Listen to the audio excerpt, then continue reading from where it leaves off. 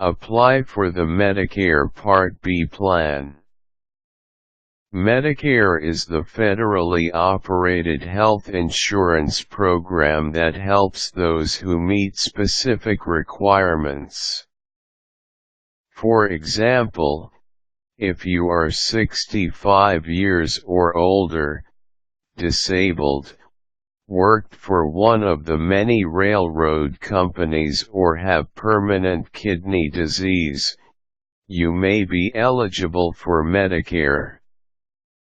Having said this, it is essential to realize that the program has undergone, and will continue to undergo, changes as the baby boomer generation reaches retirement. Applying for Medicare Part B is as easy as applying for Medicare, essentially, with some basic differences. If you already have Medicare Part A, the health plan that helps pay for hospital stays, enrolling in Part B requires some important steps. When one initially applies for and receives Medicare Part A, the option to obtain Part B should be automatic. However, this is not always the case. In order to be eligible for Medicare, aside from that which is stated above, you must be a citizen of the United States or someone who has legally lived in this country for at least 5 years. Most of the common health care questions on the program can be found in publication number CMS 10050, which can be downloaded from the Medicare website. Upon receiving your insurance card, you should inspect it. If you have Parts A and B, the card will reflect this information. If you have only Part A, then you will have a period of 7 months to apply for Part B. This can also be done by using the Medicare website. If you are automatically enrolled in Part B, then your health coverage starts immediately. However, if you wait longer than 3 months, your coverage will not start until a period of 1 to 3 months following your enrollment. If you do not take an advantage of enrolling in Part B during the 7 months after applying and receiving Part A, there is still a means of applying for Part B. However, you must wait for the next general enrollment period, which starts on January 1st of each year and ends on March 31st of that same year. This is the same as the first quarter of the calendar year.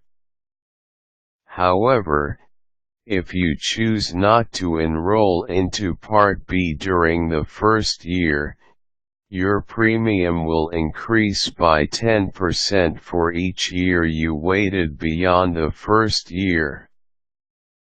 This is an important difference between the two parts. Part A does not require the payment of an annual premium. However, when using either portion, it is important to understand that you may be responsible for the differences between what Medicare considers a fair and reasonable rate and what is actually charged. When you see your health care provider, whether he or she is a physician, physician assistant, or nurse practitioner, you will be charged for the visit. Once a year, you will be responsible for a deductible that has recently increased from $100 to approximately $124. It is highly recommended that you pay this deductible as soon as possible. Beyond that, you will be responsible for approximately 20% of the charge for the visit. There are specific issues you should keep in mind.